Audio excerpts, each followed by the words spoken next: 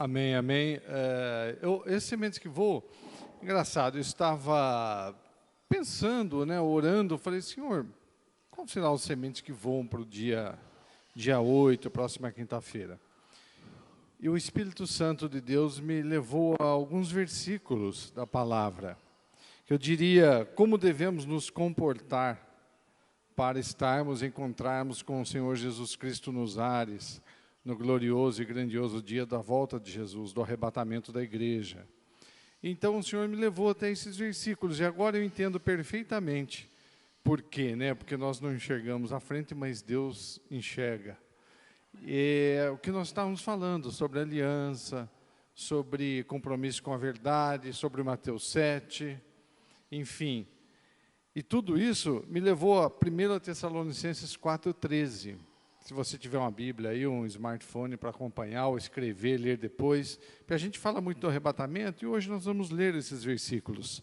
E também alguns versículos em Colossenses, fechando essa palavra de hoje de sementes que voam. Porque, na verdade, o arrebatamento será um voo, só que é um voo único, com uma passagem de primeira classe, e que nós precisamos participar desse momento maravilhoso para reinarmos com Cristo para sempre. Então, diz assim a palavra em 1 Tessalonicenses 4. Que bom que ficou aquele relógio, uma bênção, não tem como errar mais os horários, hein? Não pode passar que toca um alarme, né? Diz assim, 1 Tessalonicenses 4,13. Não desejamos, no entanto, irmãos, que sejais ignorantes em relação aos que já dormem no Senhor, para que não vos entristeçais como os outros que não possuem esperança. Porquanto, se cremos que Jesus morreu e ressuscitou, da mesma maneira devemos crer que Deus, por intermédio de Jesus, trará juntamente com ele os que nele faleceram. Afirmamos a todos vós, pela palavra do Senhor, que nós, os que estivermos vivos, quando se der o retorno do Senhor, certamente não precederemos os que dormem nele. Pois, dada a ordem à voz do arcanjo, o ressoar da trombeta de Deus, o próprio Senhor descerá dos céus, e os mortos em Cristo ressuscitarão primeiro. Logo em seguida, nós, os que estivermos vivos sobre a terra, seremos arrebatados como eles nas nuvens, para o encontro com o Senhor nos ares, e assim estaremos com Cristo para sempre. Lembrando sempre que as cartas aqui paulinas são para nós, são para a igreja. Então, para nós vivermos isso. Agora, o que nós devemos ou como devemos proceder para que nós possamos estar com o Senhor Jesus Cristo, encontrar com Ele nos ares, termos um corpo glorificado e vivemos a eternidade com o Senhor, vivendo plenamente em Cristo. Colossenses 3,1 diz assim: portanto, visto que fostes ressuscitados com Cristo, buscai o conhecimento do alto, onde Cristo está sentado à direita de Deus. Sempre falo, né, que nós temos que buscar, nós temos que viver, o céu estar em nós, para que nós possamos ir para o céu. Ou seja, buscar de fato o conhecimento do alto e viver esse conhecimento. Colossenses 3,2 está escrito: pensai nos objetivos do alto e não nas coisas terrenas, pois morrestes e a vossa vida está escondida com Cristo em Deus. Quando Cristo, que é a vossa vida, for manifestado, também vos manifestareis com ele em glória. Sendo assim, fazei morrer tudo o que pertence à natureza terrena: imoralidade sexual, impureza, paixão, vontades más e a ganância, que também é idolatria. É por causa dessas práticas malignas que vem a ira de Deus sobre os que vivem na desobediência. Nelas também andastes no passado, quando ainda vivieis como esses hábitos. Mas agora, livrai-vos de tudo isto: raiva, ódio, maldade, difamação, palavras indecentes no falar. Não mintais uns para os outros, pois já vos despistes do velho homem com suas atitudes, e vos revestistes do novo homem, que se renova para o pleno conhecimento, segundo a imagem daquele que vos criou.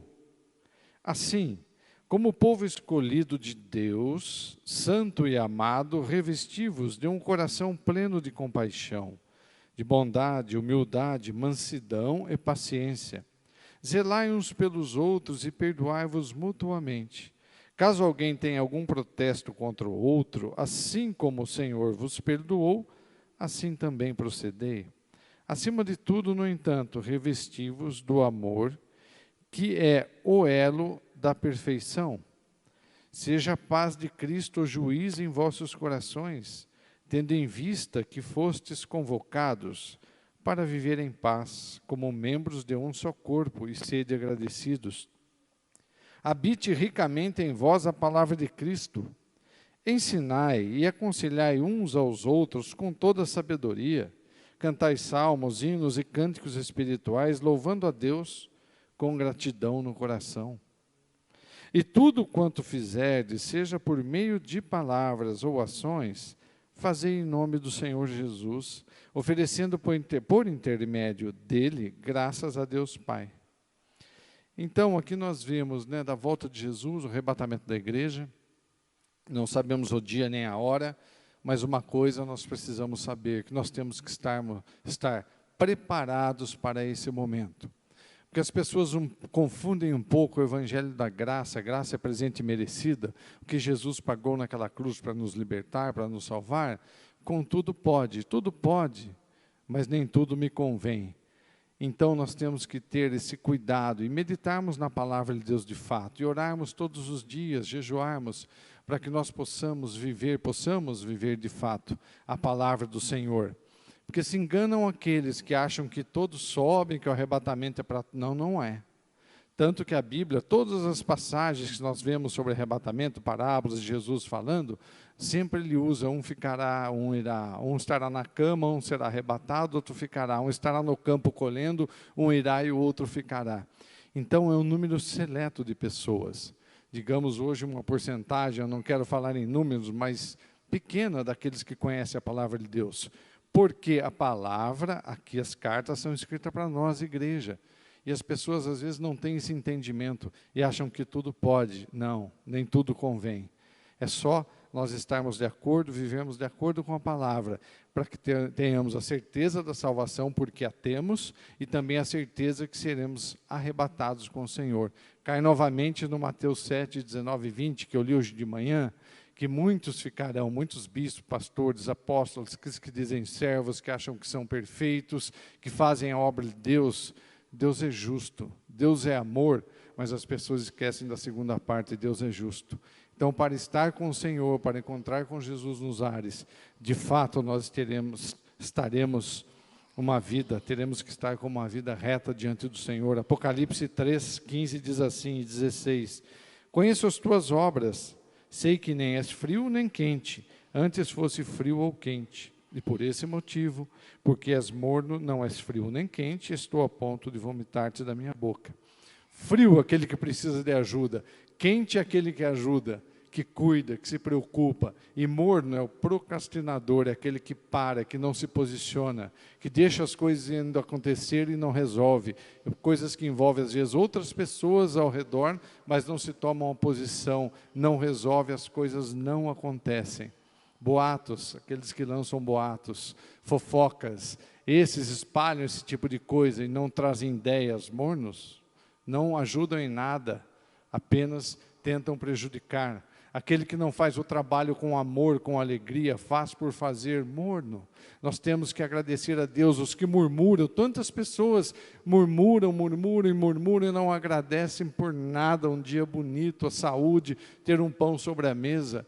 Murmuradores, mornos, são pessoas que não agradam o coração de Deus.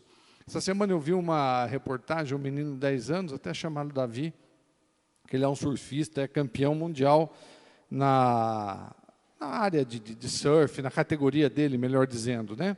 Ele tem uma deficiência nos braços e nas pernas, ele não anda e os braços não tem força também nos braços, agora tem de tanto treinamento, mas as pernas têm uma dificuldade incrível. Esse menino foi vencendo, claro que com uma estrutura, e enfim, todo um staff, mas ele é um vencedor. E no final da entrevista, eu vi um pedaço, e no final ele diz assim: enquanto a gente respira, nós podemos realizar sonhos.